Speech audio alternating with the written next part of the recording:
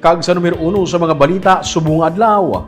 Matapos magpagbuwas ang advisory ng NGCP ngayara sa yellow alert ang Visayas Grid, ila inigin bawi subong hapon pangudyara na naman sa red alert ang Visayas Grid gabot silingon, kulang ang power supply kag mayara naman sang sunod-sunod nga mga brownouts, pati magagmay nga mga negosyante apektado na sa karon.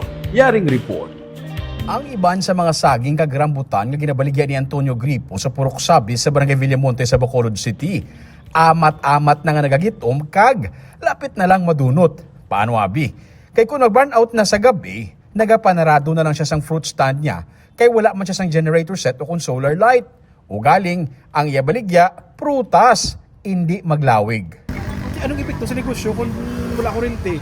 Balda man gyud mo ang negosyo kay sanag kinahanglan mi sanag sa mong baligya. Teka, panarado ka na lang? Rado na lang kay kun wa may preparasyon daan masuga nga masular wa may kisa wa may gagamit ana kay kasalig ra gyud sa kuryente. Ang kaingod niya nga si Grace Casas naman, may baligyaan sa guwas ng ilang nga balay. Nagalalain siya kung mag-brown out, patay man ang iyang kiluhan sa iyang baligyaan. May generator set man siya nga nabakal sa nag-igo ang bagyo nga tino sa nagligad nga tuig. Pero nagaduha-duha man siya nga gamiton ini, kay kamahal sa gasolina nga itugong para diri. Ginaantos niya na lang ang kapaang kagkadulom kung mag-brown out na. Nang perte ka ginuot pag nang wala gyapon kuryente.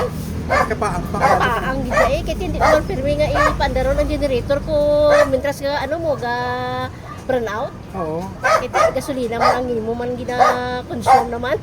Humalin pa sa nagligad nga semana, adlaw-adlaw ang manual load shedding uko ng bulos-bulos nga mga brownout sa areas ng coverage sa Negros Power. Pati ang Negros Occidental Electric Cooperative o Conoseco sa Southern Negros kag ang Northern Negros Electric Cooperative o Cononeco sa Northern Negros nagapatigayon man sang manual load shedding.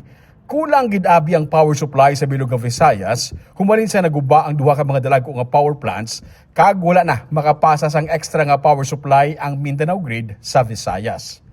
Subong nga adlaw, Miyerkules, base sa una nga advisory sang National Grid Corporation of the Philippines o kung NGCP, wala sang red alert.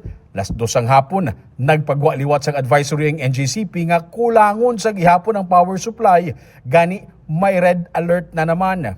Kung tubtubsan o ini nga brownouts, ina ang hindi pa mahibaluan.